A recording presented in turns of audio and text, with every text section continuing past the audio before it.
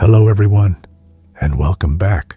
Tonight's story is 10 Strange Rules of My Endless Night at the Abandoned Museum. They don't let me blink creepypasta. A museum after dark is eerie enough, but when the building is abandoned and the night never seems to end, the rules become horrifying. From statues that move when you aren't looking, to shadows that creep closer if you dare to blink. This place is nothing like a museum should be. If you enjoy these disturbing creepypastas, don't forget to like the video and subscribe to the channel, and let me know in the comments, where are you watching from? I always love seeing where everyone is tuning in. Now, let's begin. You have to understand, you cannot, under any circumstances, blink, not even once. If you do, if your eyelids flutter for even a fraction of a second, they'll know. And then it's over. I don't know what over means precisely, but the whispers tell me it's worse than this endless waking nightmare. Worse than the dust motes dancing in the gloom. Worse than the scent of decaying velvet and forgotten history that clings to every breath. Worse than the chilling knowledge that I am trapped here in this vast echoing mausoleum of a museum with an audience that never sleeps.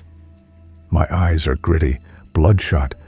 The muscles behind them throb with an agonizing, ceaseless ache that spread to my temples, my jaw, down into my neck.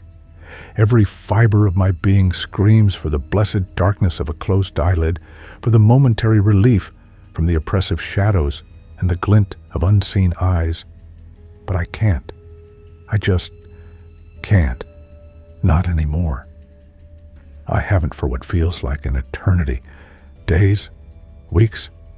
Time has lost all meaning inside these walls, where the only clock is the slow, torturous crawl of terror, and the only light comes from the moon, bleeding sickly through the grimy skylights, revealing just enough to keep the horrors at bay, but never enough to truly dissipate them. I remember coming here, ironically, for a break from my own life. A quiet, forgotten place, nestled deep in the city's old financial district. A building that time had simply passed by.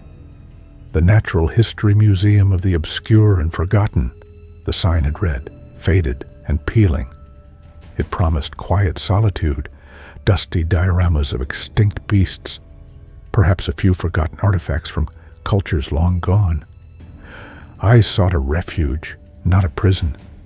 I remember the chill that seeped into my bones the moment I stepped inside, even before the heavy oak doors groaned shut behind me, with a final sickening thud that echoed through the cavernous entrance hall. That was the first warning, the first whisper of a rule I hadn't yet learned. Now, I walk, I pace, I shuffle through exhibit after exhibit, a ghost in a tomb of forgotten things. The air is stale, thick with the scent of aged paper, desiccated insects, and something else. Something metallic, faintly sweet, like old blood. Each step on the creaking floorboards is a drumbeat against the silence, a terrible announcement of my presence to whatever lurks in the deeper shadows. And there are so many shadows. They writhe and stretch with a life of their own, coiling around the display cases, clinging to the skeletal remains of mastodons, obscuring the faded frescoes on the high ceilings. My throat is raw from the silent screams I swallow. My breath hitches in my chest, shallow and rapid, each inhale a desperate attempt to pull in enough air to calm the frantic hammering of my heart against my ribs. It feels like a trapped bird beating itself senseless against bone. I'm cold, a penetrating cold that has nothing to do with the temperature of the building and everything to do with the dread that has seeped into my very marrow, My skin crawls, a constant low-level static electricity, as if 1,000 tiny hairs are standing on end, sensing something just beyond the periphery of my vision. The museum isn't just old, it's wrong. It's a living entity, vast and ancient, with a hunger that transcends mere history. It breathes, I swear it does, a slow, rattling gasp that hums through the floorboards, vibrates in the glass of the display cases, and makes the taxidermied eyes of dead animals seem to follow my every move. They watch. They all watch. The stuffed owls perched on their branches, their glass eyes reflecting the dim light like malevolent pearls. The snarling coyote, frozen mid-pounce. Even the silent, skeletal dinosaurs seem to hold a secret, ancient malice. And the rules. Oh God, the rules. They're not written anywhere. There are no signs, no warnings, no helpful placards. They are learned through terror, through the terrifying consequences of their transgression. Each broken rule reveals another layer of this nightmare, another turn of the screw. And the first, the most terrible rule, the one that governs every agonizing second of this endless night, is the one I'm fighting against right now. You cannot close your eyes. You cannot blink. The realization of that rule came like a physical blow. It was the first night, or what I assumed was night, given the sky outside had turned from a dull gray to an impenetrable black. I was exhausted, my initial awe of the forgotten relics giving way to a gnawing unease. I'd found a surprisingly comfortable, if dusty, chaise longue in the Victorian Curiosities Gallery, surrounded by glass eyes staring from preserved two-headed calves and shrunken heads. I remember the overwhelming urge to just collapse, to close my eyes and let the darkness claim me. And I almost did. My eyelids drooped, heavy as lead. For a split second, a blissful fraction of a second, they brushed. And then, the sound. It wasn't a roar or a scream. It was something far worse. A high-pitched metallic screech, like fingernails dragging across a blackboard made of raw nerves. It tore through the silence, vibrating through the floor, through the very bones of the building. And then the movement. Not a single identifiable thing, but everything. The shadows, which had merely writhed, began to coalesce.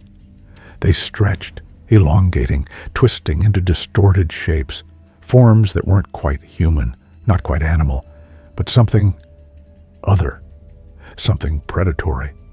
The glass eyes of the curiosities in their cases seemed to glow with a faint internal luminescence, all fixed on me.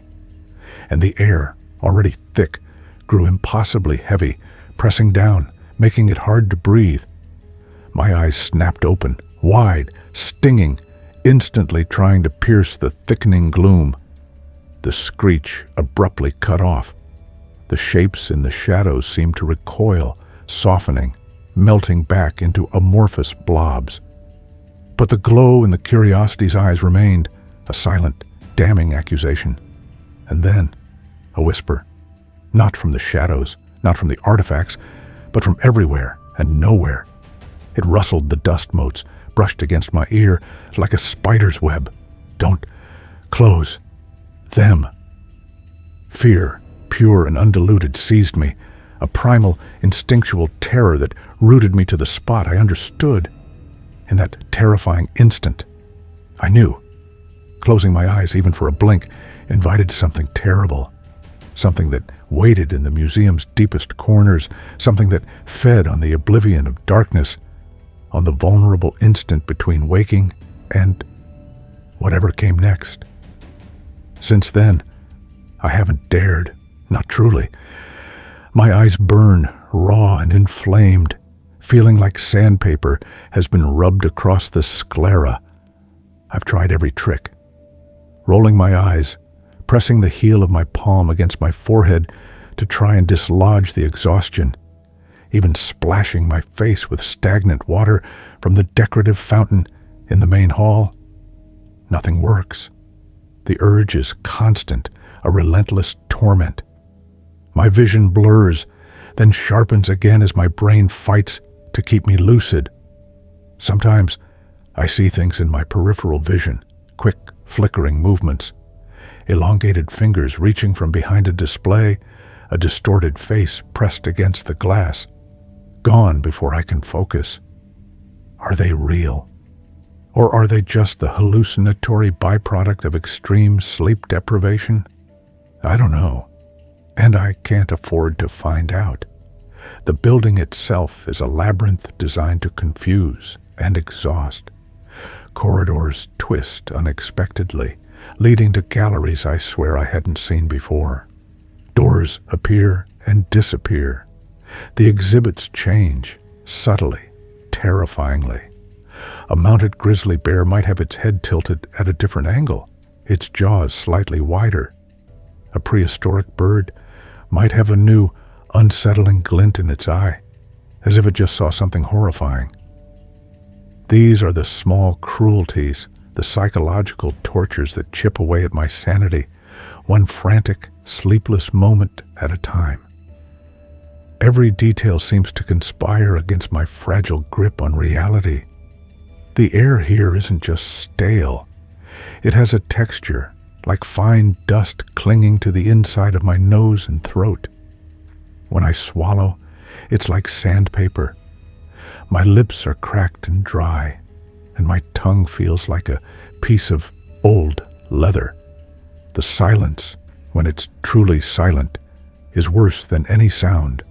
It's an oppressive vacuum, a watchful quiet that makes every creak of the floorboards, every rustle of old fabric, every distant, unidentifiable groan scream with unnatural intensity. I once found a discarded broom leaning innocently against a wall in the African Savannah exhibit. I remember the brief, desperate thought of using it as a weapon, a means of defense. But defense against what? The museum itself? The invisible watchers? And then I noticed the bristles. They were wet, slick with something dark and viscous, and a faint, sweet smell, like rotten fruit, emanated from them. I dropped it, gagging, the broom clattering against the polished floor. It was gone the next time I passed that spot. These objects, these seemingly innocuous details, they are part of the game, part of the rules I don't yet fully comprehend, but which dictate my horrifying existence. I have to keep moving. The museum likes it when I move.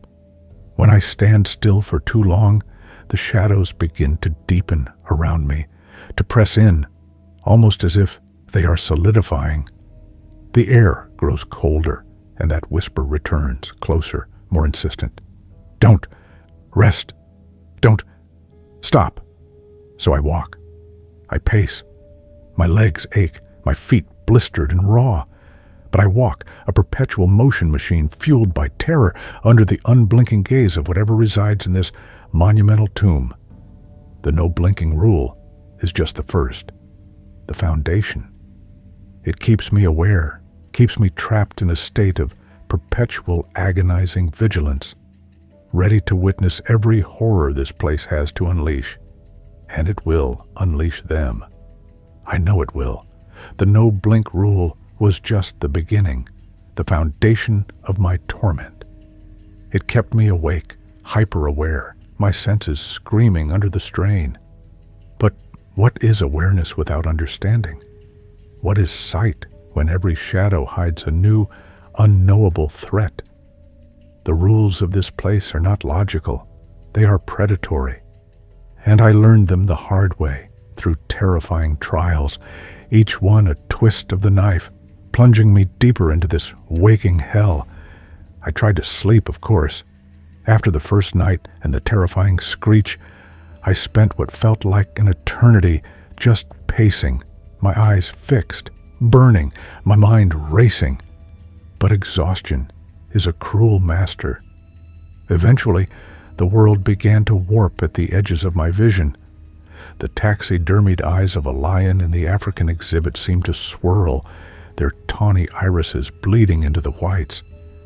The polished brass rails of the staircases appeared to melt, ripple, then solidify again.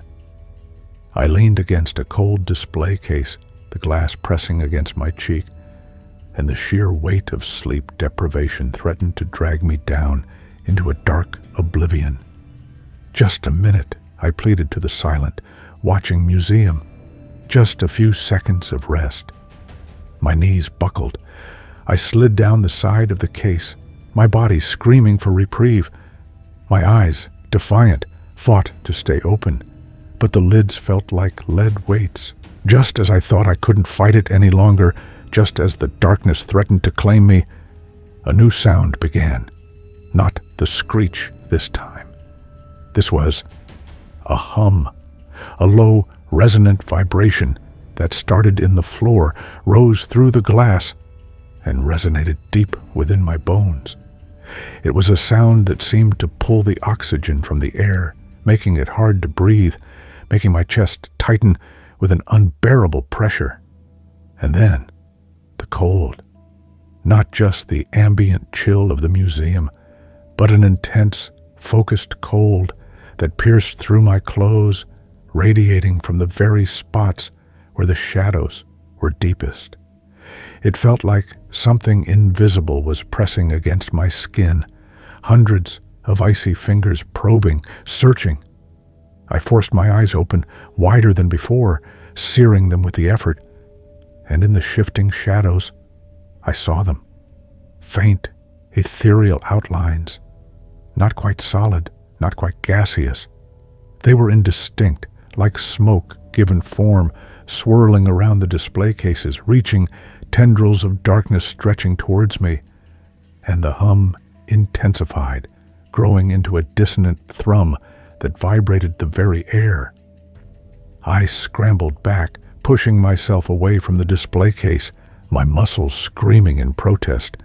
My head hit the glass with a dull thud, and pain flared, but it was nothing compared to the primal terror that gripped me. The shadowy forms receded slightly, melting back into the deeper gloom, and the hum faded, leaving behind only the oppressive silence. That's when I understood rule number 2. You cannot rest. You cannot sleep. You must remain in motion, vigilant, always. This wasn't just about my eyes. It was about my entire being. The museum wanted me awake. It wanted me to experience it, every agonizing, sleepless moment. The days and nights blurred into an endless loop of pacing, watching, and the slow, agonizing erosion of my sanity. I became a creature of habit, walking the same circuits, trying to map out a safe zone, a predictable path, anything to anchor myself in the swirling chaos. One of these circuits led me through the ancient civilization's wing, a place filled with dusty sarcophagi, chipped pottery, and intricate, unsettling jewelry.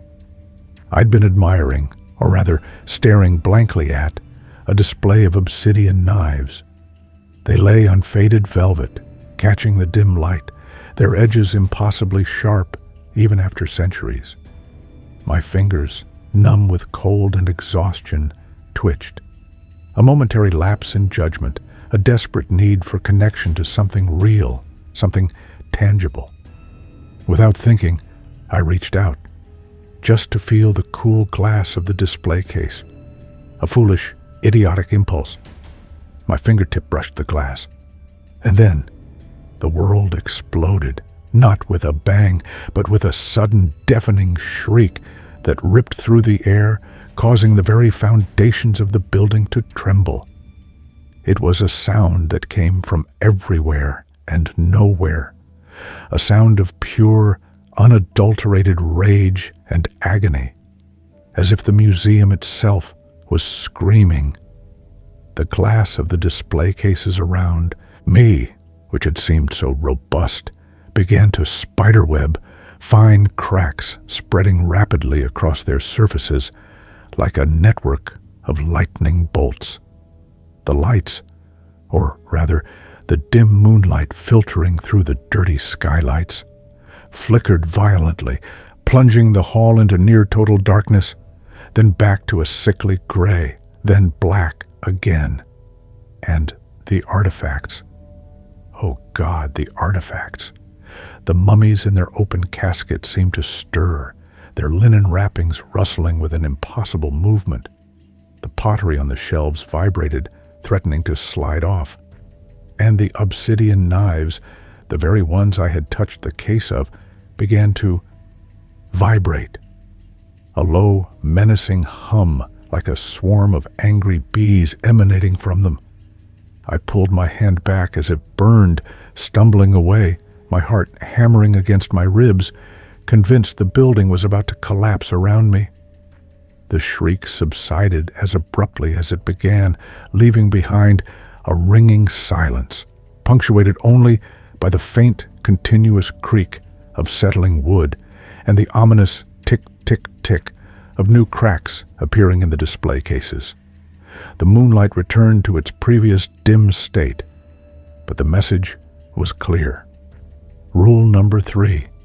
You cannot touch the exhibits. You cannot disturb their resting places. They are watching. They are waiting. I saw the faint, shimmering outlines of the shadowy things again, retreating quickly into the deepest corners, like startled insects. My hands trembled violently, and I clasped them tightly behind my back, swearing never to repeat that mistake. The rage I had felt emanating from the museum was palpable, a chilling, ancient fury. My attempts to find an exit became more desperate. I'd tried every door I could find, every window. All were locked, sealed, or simply led to brick walls that hadn't been there moments before. It was as if the museum was intentionally playing with me, shifting its interior like a grotesque Rubik's Cube. In my frantic search, I stumbled into a part of the museum I hadn't yet explored, a section marked "Restricted Access, Do Not Enter" on a faded, barely legible sign. It was beyond a set of heavy wrought iron gates that had impossibly been standing open. Desperation overriding caution, I pushed through. The air here was different, colder, thicker, and the light was almost non-existent. The faint moonlight from the main galleries didn't penetrate here. It was a realm of profound darkness, broken only by slivers of moonlight piercing through gaps in the ceiling far above, creating pools of sickly light that seemed to swim on the floor. I could barely see my own hand in front of my face. The oppressive silence here was absolute, deeper than anywhere else in the museum, as if sound itself was devoured by the gloom. This was rule number 4. You must remain in the light. No matter how dim, how sickly, how tainted, you must stay where you can see. The deepest darkness is not empty. I felt it the moment I stepped into that abyssal blackness. A heavy, palpable presence coiling around me like a massive, unseen serpent. My breath hitched. My skin prickled with goosebumps. The scent of dust and decay was overwhelming, but underneath it, something else. Something foul and ancient, like stagnant water mixed with the metallic tang of dried blood. I could hear my own heart hammering, deafening in the silence. My eyes, already raw, strained to pierce the veil, seeing only shifting forms, deeper shades of black against black. And then I heard it. A faint, scraping sound just at the edge of hearing, like something heavy being dragged across rough stone. It was coming from the deepest part of the darkness, where the moonlight didn't reach. It was slow, deliberate, accompanied by a wet, sucking sound. Panic seized me. My legs, which had been so weary, now found new strength. I turned, not daring to look back, not daring to see what made that sound, and stumbled back towards the wrought iron gates, towards the relative safety of the dim light. As I emerged, gasping, back into the European Antiquities section, the gates swung shut behind me with a resounding clang, locking me out of that abyssal darkness. And from the shadows beyond the bars, I heard a wet, guttural sigh, a sound of profound disappointment. I didn't go back. I never went back. The darkness held something ancient, something that resented being seen, but hated even more not being able to see me. This brought me to rule number 5, a rule learned not through direct transgression, but through a chilling encounter. It happened near the Dinosaur Hall, a vast cavernous space dominated by looming skeletons. My eyes, stinging and blurry from exhaustion, often played tricks on me. I saw fleeting movements, heard phantom whispers, but this was different. I was passing a colossal Tyrannosaurus Rex skeleton, its enormous skull tilted, jaws agape, frozen in a silent roar. The moonlight streamed through a high window, illuminating its massive rib cage, casting long, dancing shadows. And then I saw it, just within the hollow of the rib cage, shrouded mostly in shadow, but clearly there. A figure. It was tall, impossibly thin, almost skeletal itself, its limbs impossibly long and gangly. It seemed to be draped in tattered dark cloth, like ancient, decaying burial shrouds. Its head was small, indistinct in the gloom, but I felt its gaze. I felt it, even though I couldn't see its eyes. A cold, intense scrutiny. It wasn't moving. It was just standing there, absolutely still, within the confines of the dinosaur's ribcage, watching me. My heart seized. My breath caught in my throat. Every instinct screamed at me to scream, to run, to acknowledge this terrifying apparition. But then, a thought, cold and clear as ice, pierced through the fog of my terror. It was the absolute stillness of the figure, the unnatural quiet that surrounded it. It was like the air itself was holding its breath. And I remembered the whispers, the subtle warnings from the museum itself. Don't engage, don't acknowledge. So I didn't. I kept walking. My legs felt like lead, each step a Herculean effort.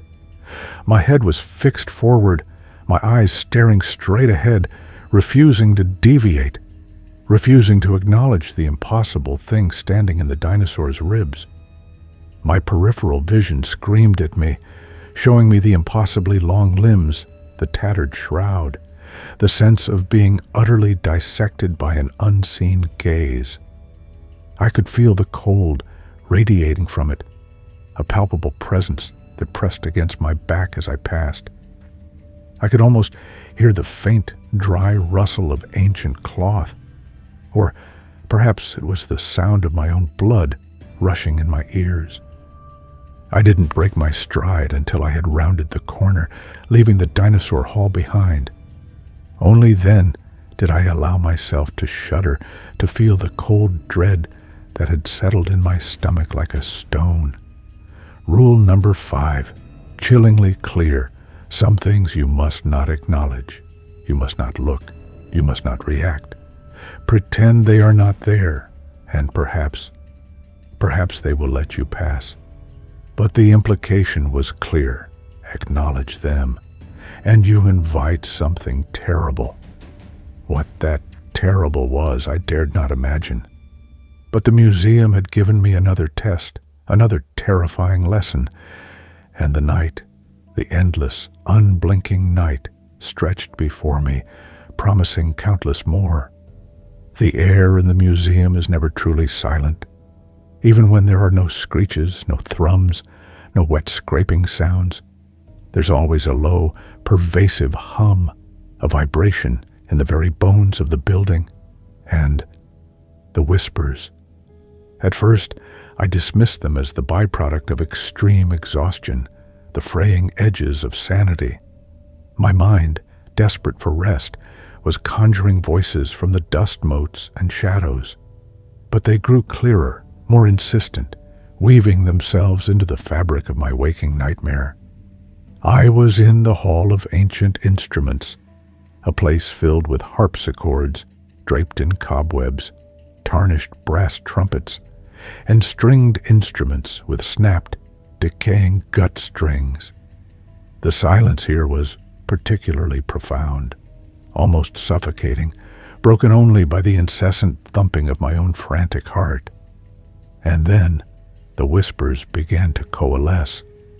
They weren't just background noise anymore. They were distinct, numerous, swirling around me like a flock of unseen birds. They seemed to come from the instruments themselves, from the very wood and brass. Listen. One seemed to sigh like the last breath from a dying flute. The truth is hidden. Another rasped, like a bow scraping against a dusty violin. A way out. There is a way, they promised, a chorus of ghostly voices. My head throbbed, my vision blurred. A part of me, the desperate, logical part, wanted to follow, to interpret, to understand. They seemed to be trying to guide me, to reveal something. And in my utter isolation, the idea of a voice, any voice, even a malicious one, was almost tempting. I began to turn my head, ever so slightly, trying to pinpoint the source, to catch a coherent sentence, a direction, a clue to escape. My ears strained, my entire being focused on deciphering their ethereal promises. The moment I leaned in, metaphorically, the moment I allowed myself to be truly drawn by the whispers, a sharp, piercing sound ripped through the hall. It wasn't a human scream or a mechanical shriek. It was the sound of every single instrument in the gallery simultaneously vibrating, not in harmony, but in a deafening, discordant cacophony. The strings snapped with whip-like cracks, the brass instruments groaned with metallic shrieks, and the wooden instruments splintered with explosive pops. It was pure, unfiltered noise designed to shatter the eardrums, to rip the very fabric of hearing. It felt like a physical assault, a high-frequency blade tearing through my brain. I clapped my hands over my ears, an instinctive, useless gesture. My head recoiled, slamming back against a heavy wooden display case. The pain was immediate, sharp, but the sound was worse. It didn't stop until I had stumbled back, disoriented and gagging, pushing myself away from the instruments, away from the source of the insidious whispers. As I retreated, the sound died down, fading back to the oppressive silence, leaving behind only the faint ping of snapping strings and the metallic tang of fear in the air. That was how I learned rule number 6. You must ignore the whispers. They are a test of your resolve, a lure to trap you in illusions, to break your will and shatter your senses. They don't offer help. They offer torment. They whisper what you want to hear, only to punish you for listening. My ears rang for hours, and the sound of the snapping strings echoed in my mind long after. This museum wasn't just physical torment. It was psychological warfare. As the days bled into more days, the lines between reality and hallucination grew dangerously thin. Sleep deprivation gnawed at the edges of my perception. I found myself drawn, perhaps subconsciously, to the Hall of Mirrors. It wasn't a formal exhibit, just a large, unused space filled with a collection of antique mirrors of all shapes and sizes, leaning against the walls, covered in thick layers of dust, reflecting the dim moonlight in fractured, distorted ways. I suppose I was looking for myself, for a glimpse of the person I used to be before this endless night. I peered into one, a tall, ornate, gilded mirror, its surface filmed with grime. My reflection stared back, haggard, eyes bloodshot, hair matted, face streaked with dirt, a ghost of my former self. I leaned closer, tracing the tired lines around my eyes with a finger on the glass. And then it happened. My reflection blinked. My heart slammed against my ribs, a sudden frantic drumbeat. I hadn't blinked. I knew I hadn't. My eyes were burning but open, fixed on the reflection. I leaned even closer, my breath fogging the glass. My reflection blinked again, and this time its eyes, in that brief, horrifying flutter, were a startling, unnatural yellow. And then it was gone, my own dull, bloodshot eyes staring back. But the terror had already taken root. I stumbled back, my mind reeling, my reflection. It shifted again. Not a blink this time, but a subtle change in expression. A slow, chilling smile spread across its lips. A smile that was not my own. It was wider, more predatory, with too many teeth. Its eyes, still my own, seemed to glow with a chilling, malevolent amusement. It was watching me. It was mocking me. A cold dread seeped into my bones, worse than any physical chill. This wasn't a hallucination. This was too clear, too deliberate. The reflection mimicked my posture, my movements, but there was a profound, fundamental wrongness to it. It was like looking into a distorted funhouse mirror, but the distortion was malicious, sentient. It wanted me to know it was there. It wanted me to know it was not me. I backed away slowly, my eyes locked on the mirror. The monstrous smile on my reflection slowly faded, replaced by my own gaunt, terrified expression. But the unsettling impression remained. Rule number 7. Do not trust reflections. They are not your own. They are not merely images. They are watchers, distortions, or perhaps even waiting replacements. I averted my gaze from all reflective surfaces from then on. A new, chilling layer of paranoia added to my existence. The museum wasn't just physical space. It was a psychological trap, twisting my very identity against me. The constant search for an exit, however futile, was a primal urge, a desperate flicker of hope in the suffocating darkness. I'd tried every door, every window, every seemingly innocuous passage. All were locked, sealed, or led nowhere.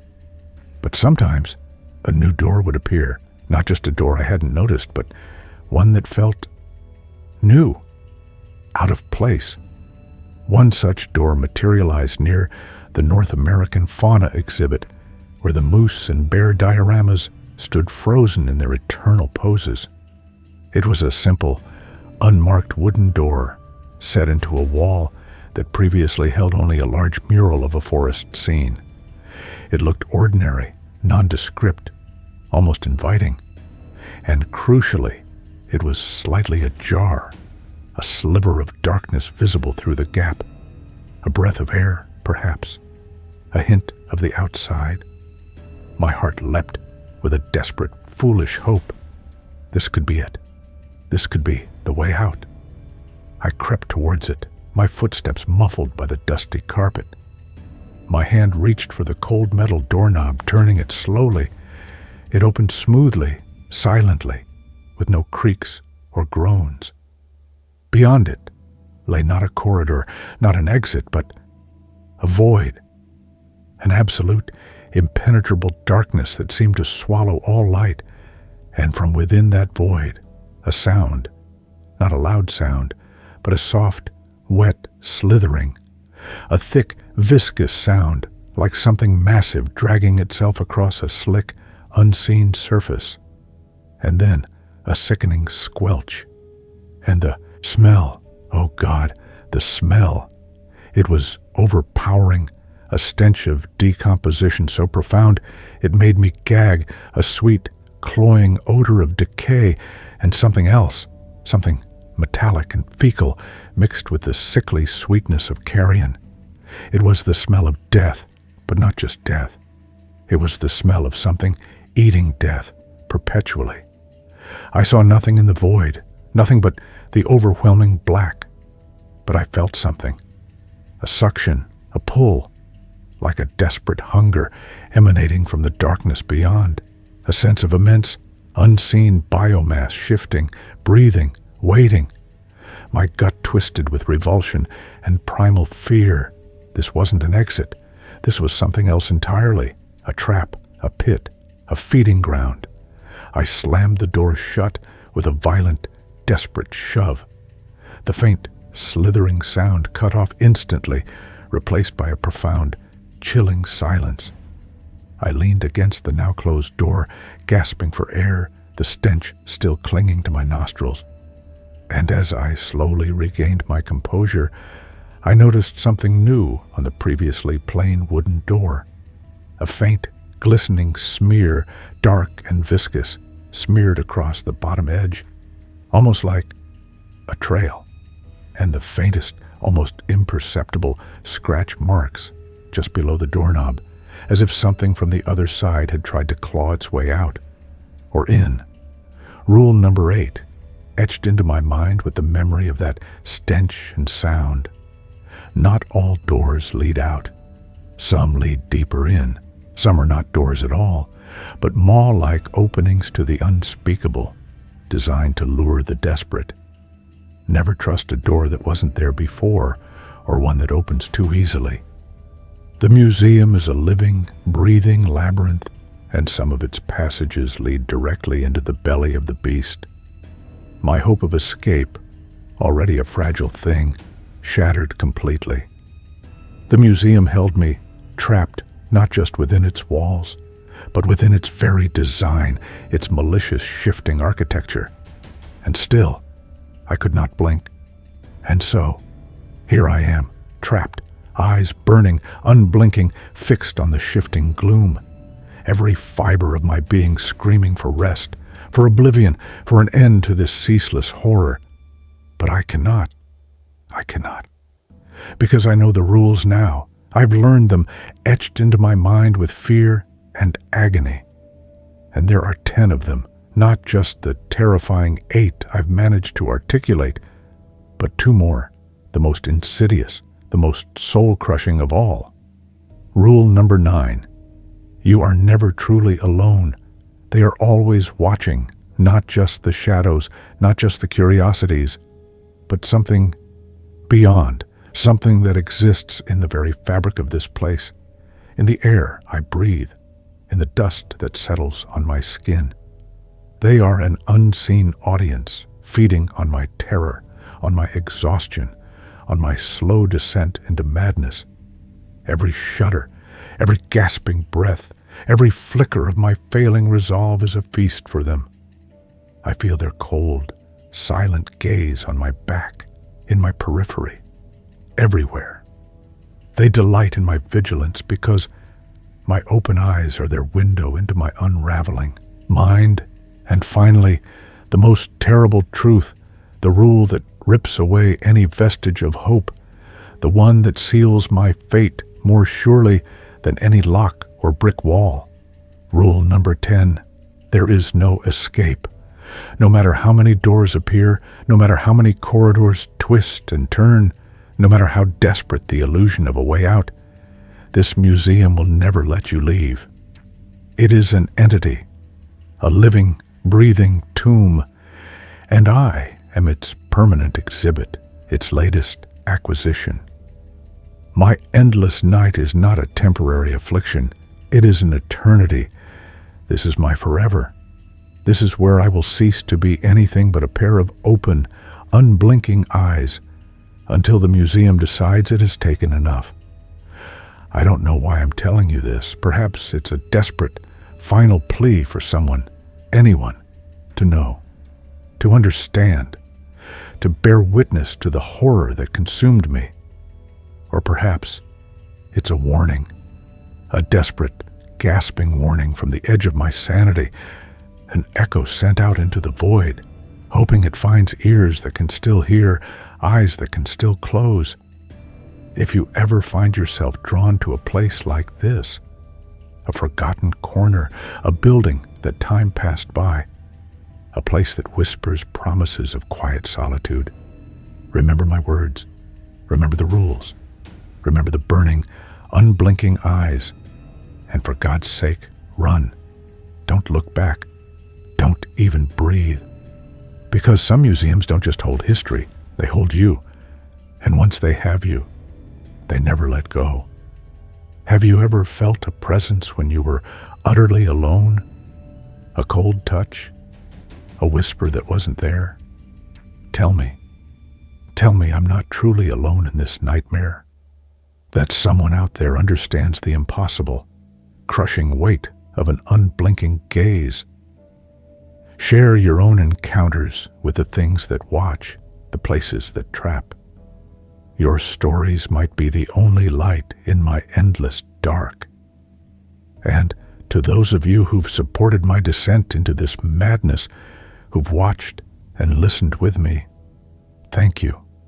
Truly, your presence, even in this abstract form, is a small, flickering flame in the encroaching shadows. But please, don't blink.